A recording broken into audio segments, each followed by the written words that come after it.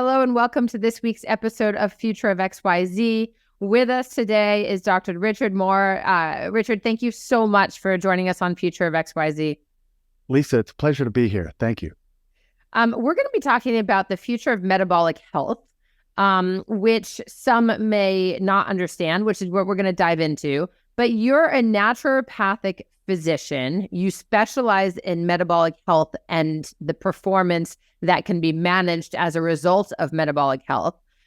You wrote a book in 2014 called The Blood Code, which was about the subtitle of Unlocking the Secrets of Your Metabolism, which is really blossomed, I think, into something else, which is quite cohesive community for fighting obesity, type 2 diabetes, and some of these other metabolic problems. But we'll get into all of that. You live in Southern Maine, which is a place near and dear to my heart. I think, as a practicing physician, I'm just going to launch into, as you were saying before, we all dive into these niches or build these bigger towers in specializations. Yours is metabolic health. So what is metabolic health? Metabolic health is the way in which our body is adapted to better meet the demands of performance and recovery. So whether it's sort of a supply and demand curve, every now and then I might branch into little economics analogies, and somebody who is economically minded will just start laughing at what I say. But there is a very simple supply chain. Our body works on debt and recovery constantly. It is not a zero-sum game, though. So it's not a single account. So our metabolism is this constant game our body is playing by creating new tissues, complex structures out of simple structures, which takes energy to do that. So that is called anabolic activity, where we're building bone structure, we're building bone mass, we're building muscle mass, we're building brain mass. These are all anabolic activities. Catabolic activities are when we break down complex structures with the release of heat and energy. Very simple. So we can take a glycogen molecule in our muscles as a performing athlete and release that during an event. And now we have lots of glucose available. And that glucose breaks down, through the ATPase pathways and the metabolic pathways, and those mitochondria will get energy from them, producing heat. A lot of what you're talking about sounds to me as a very, very layperson in everything that is medicine and health related. Usually I'm pretty good on the topics that I get to explore. On this one, I'm going to be a layperson, definitively. But I think what it sounds like is sports. I think about athletes, and when you break down glucose or what you're eating and how that, you think about marathoners the night before a race, and what they want to consume or what their recovery time is, as you say. How is metabolic health tested? That's a good question. So in performance and athletics, of course, the test can be the stopwatch. The test can be, some of the performance aspects we're trying to expect out of somebody.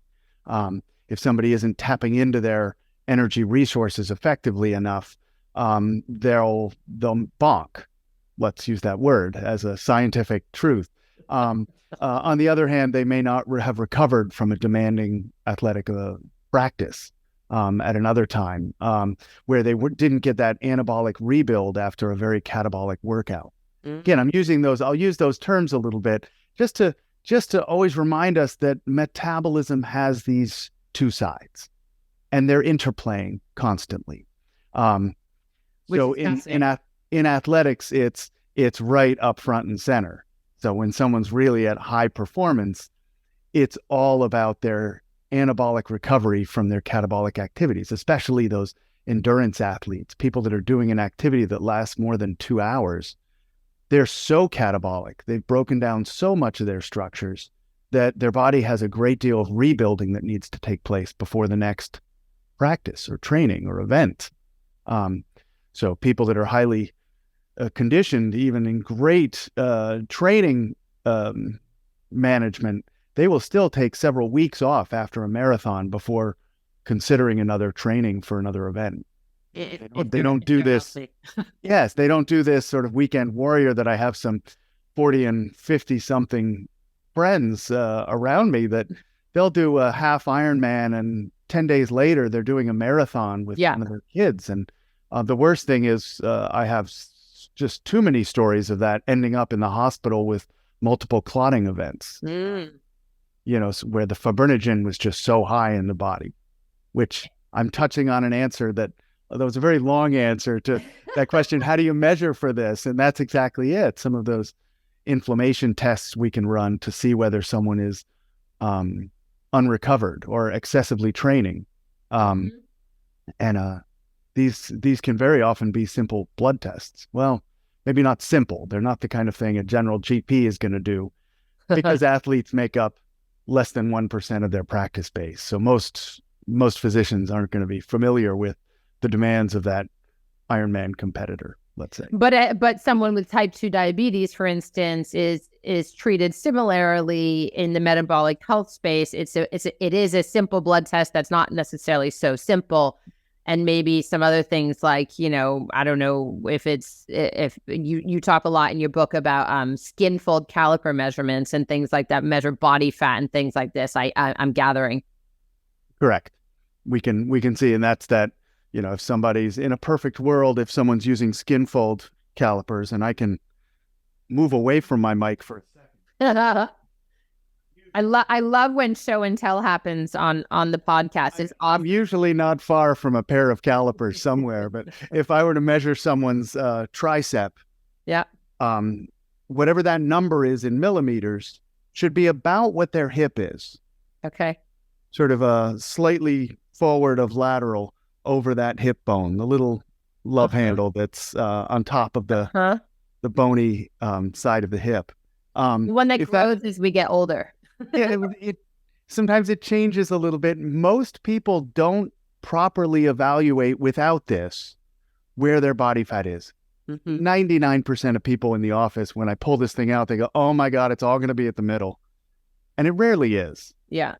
Sometimes it's higher on the arms and higher on the back, in which case they're more deconditioned. It's not so much overeating.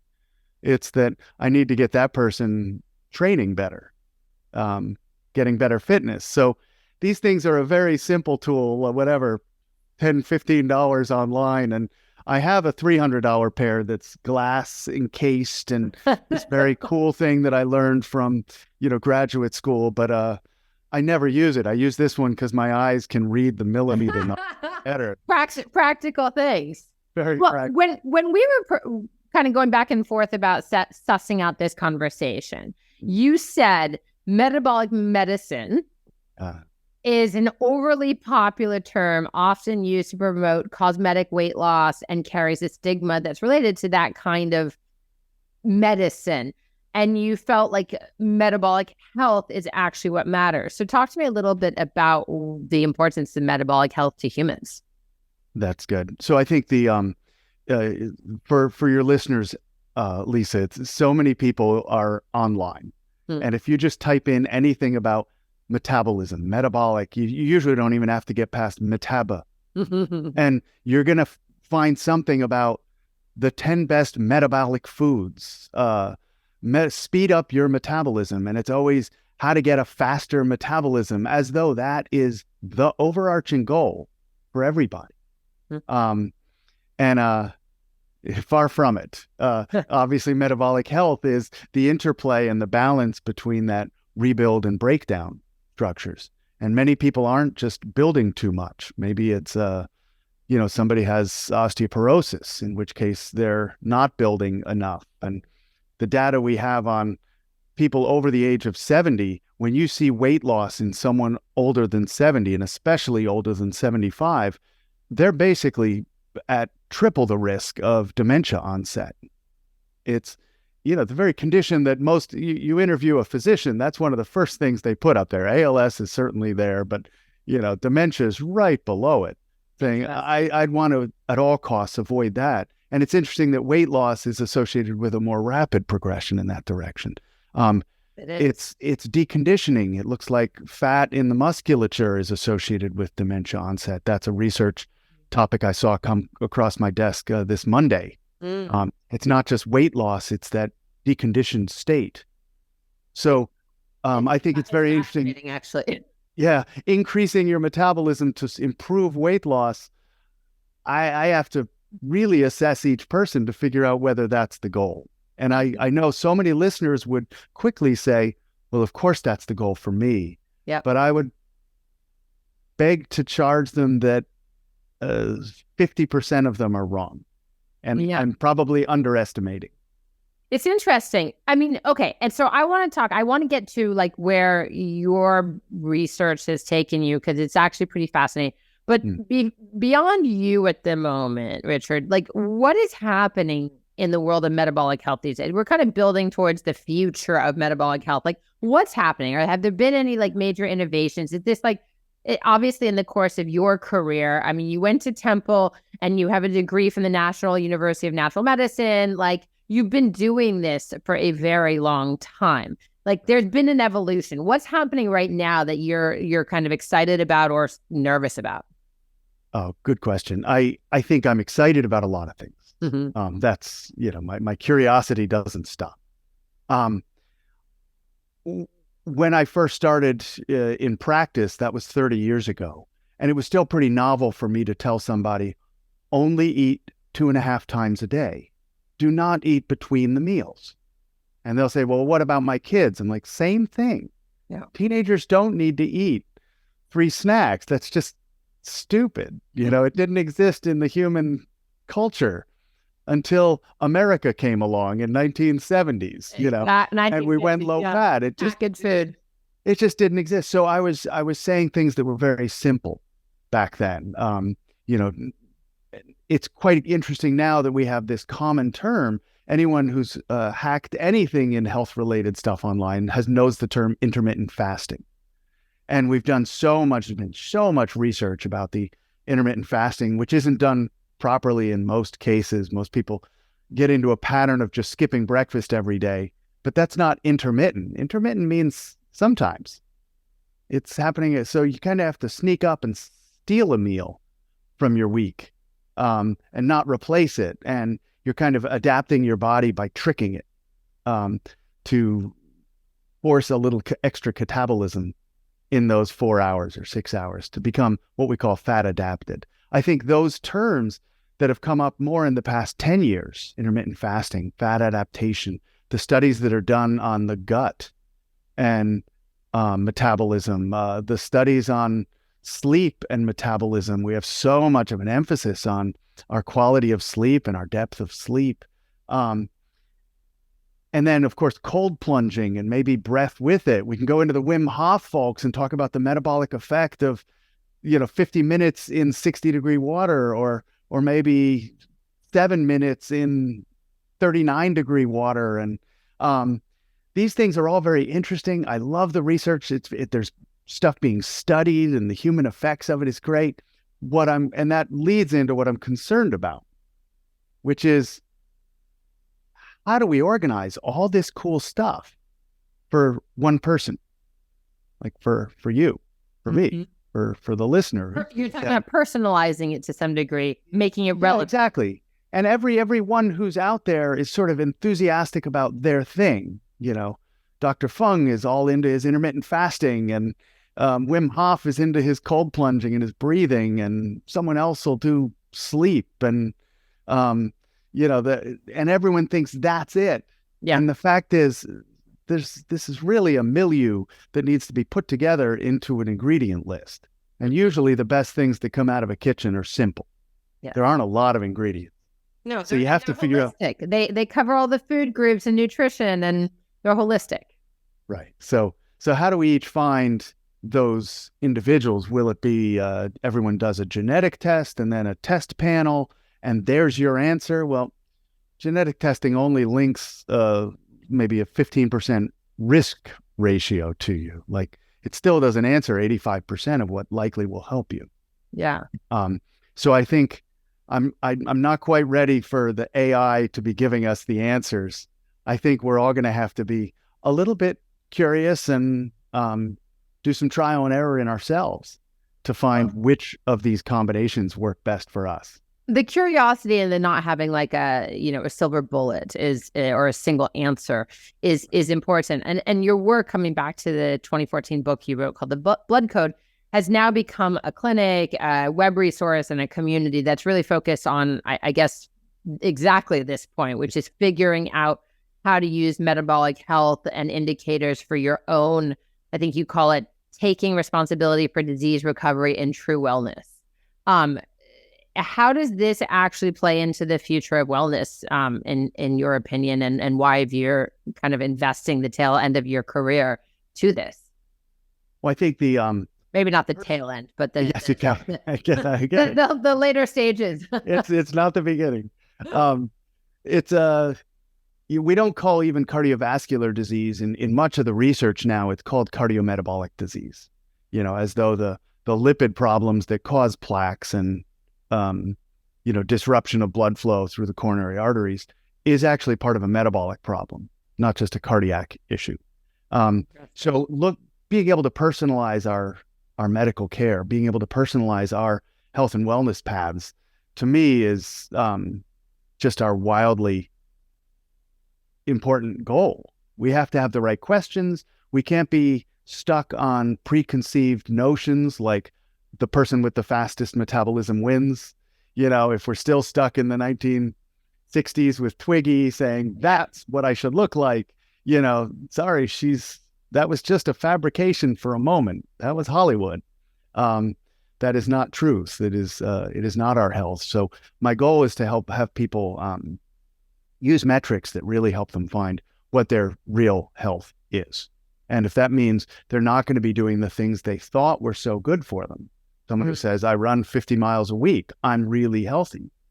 And I run lab tests on it and I see their triglycerides are 180 and their HDL looks like someone who's been sitting on a couch for the past 6 months. I'm going to say, what you're doing isn't working. Yeah. Like internally, you don't look healthy.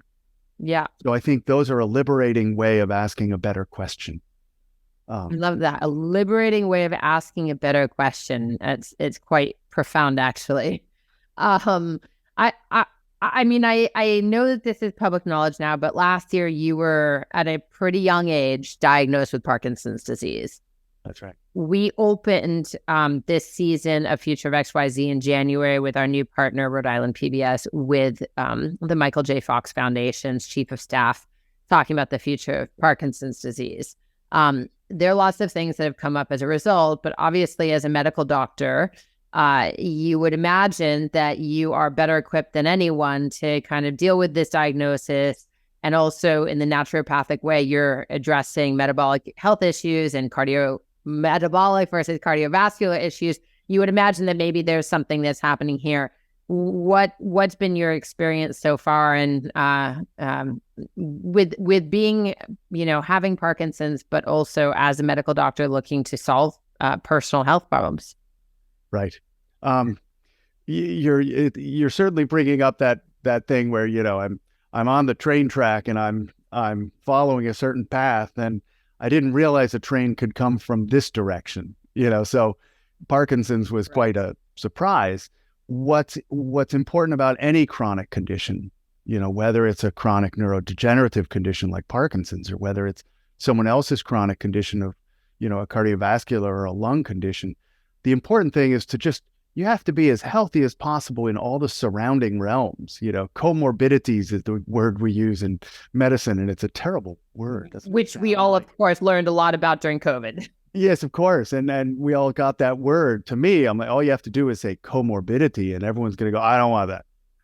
I don't want that. Which means you've got to make sure, if you have, obesity and type 2 diabetes and Parkinson's, it's really not good. You're going to have good nerves degenerating. And I have to have like new nerve pathways form by doing tricky things like, pinning my good arm to my shirt and boxing with only my tremoring arm. Wow. So I'm doing all kinds of things to try to create a neuroplastic response in my body, which I think requires an extraordinary level of health. and conditioning in other realms. So, I'm I'm happy to have looked at this, and I continue to do lab tests on myself, just digging in all those directions of how are my hormone numbers? How is my health? How is my metabolism? Do I look internally as fit as I feel externally? It's remarkable, actually. I mean, to be able to take all the work that you've done in this career of yours and then apply it in this very personalized way to yourself, and to know what it's supposed to be, and to also recognize you're only going to be able to control so much, to your point. Correct. Yeah. It's a challenging condition. Anyone out there who knows somebody with Parkinson's or has it, I think the Michael J. Fox Foundation's been great for all of us in pushing funding for a lot of research, both cure and diagnostics, and the Davis Phinney Foundation I've been a part of in Colorado, and they're a great resource for living well with Parkinson's. And no surprise, the founders of that organization are both Olympic medalists. So they have that approach of let's build a team, let's set up a training regimen, and let's create the support we need to succeed. And it's very, very sort of metabolic performance oriented, which of course drew me in right away. Exactly. You're like, oh, I know something about that. I know these people already. Yeah. It's fascinating. So as we kind of come to the end of our time a little bit, we're the future of XYZ here. So I always ask kind of the same fundamental end questions. And I think we're looking ahead more short term, especially in the realm of medicine and health, which is in the next 5 to 10 years, let's say. What do you think are the major both opportunities as well as challenges for metabolic health being adopted in the way in which you'd like to see it adopted? Part of it is 10 years ago, I was very excited for the future of simple testing that could be done at home that gives people answers to those, like not just a glucose at home, like the continuous glucose monitors people can wear, but an insulin test as well on a quick blot pad, and I can get a quantification of insulin.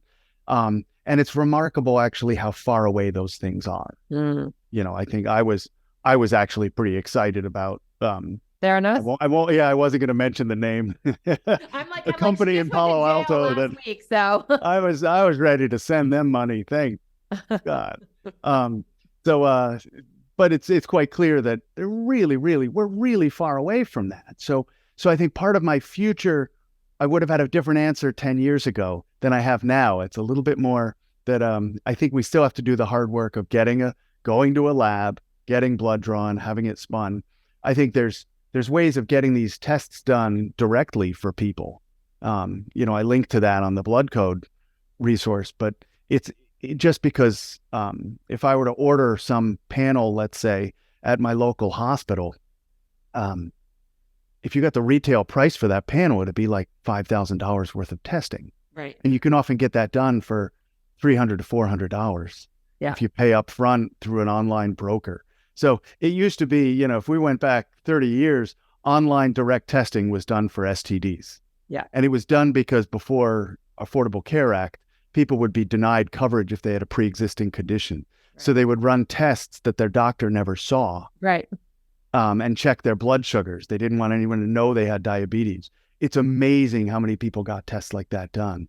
So now, of course, we don't have it for that reason, but we have it for an incredibly cost-effective way of running some of these tests. So I would hope in the future more people are empowered to, ask those questions, which is basically what a blood test is, and find someone to help interpret the answers that are important for them. And 20 years out, last question, what's your greatest hope for this field?